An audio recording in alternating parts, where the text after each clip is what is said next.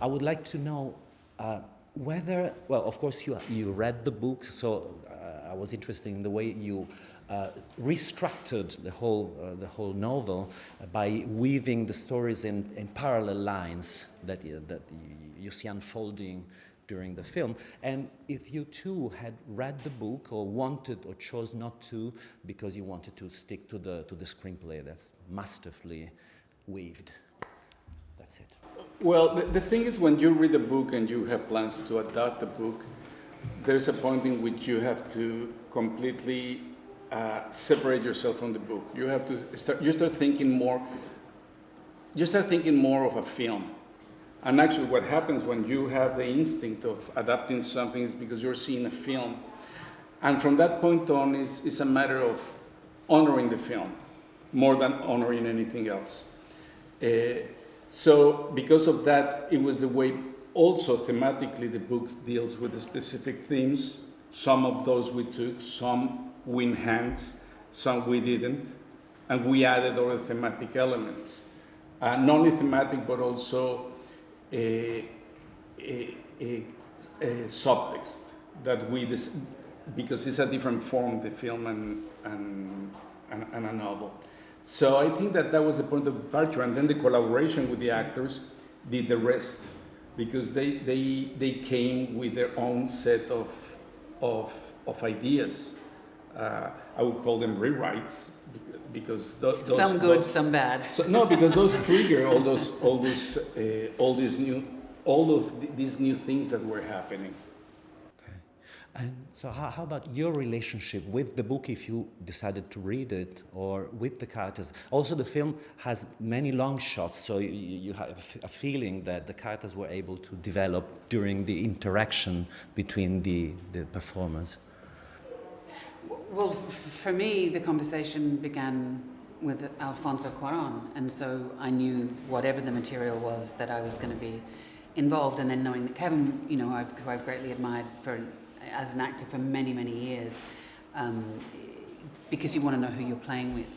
But I think I hadn't read the book, and it was great that Renee was involved.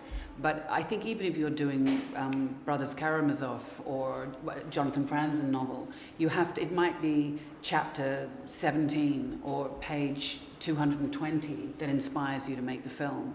And I really felt that from the conversations with Alfonso, even before I'd read the script, that you were using the novel and the narrative of the novel to actually explore something greater than that, on which to hang this exploration of narrative and form and truth and prejudice and lies and deceit and secrets. And that I found really interesting, because I think when you're dealing with serialized storytelling, the narrative can dictate what you do as an actor, and it's like a runaway train.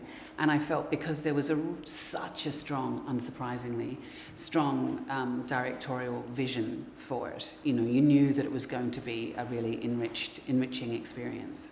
And I used to add to that is that doesn't mean that once that you I think that all the collaborators were clear with the film we want to make, and then it was often that Kate or Kevin will come and says, well, you know what, I took the book, and this specific thing, I think we should incorporate it again. And it was it was a very fluid situation in that sense. I read the book after I read the script, and it was what we call in America a real page turner. I mean, it was just what happens next, and then I spoke with Alfonso on the phone. That didn't help, but he just talked about, are you okay with living in London for a year? Yeah, I want to work with you. But then I read the book, but it didn't distract me, because the way Alfonso works and the way I work as an actor, it's all instinctive, in the moment. It doesn't matter what the book said. It doesn't even matter what the script said. It's like you search for what is the core of what's happening here, or what is not the core, but Thank you happening? all very much, and D'accord. sorry for making this so hasty. No, thank you. Oh, yes. Thank you very much. We got so many talents here. Yeah.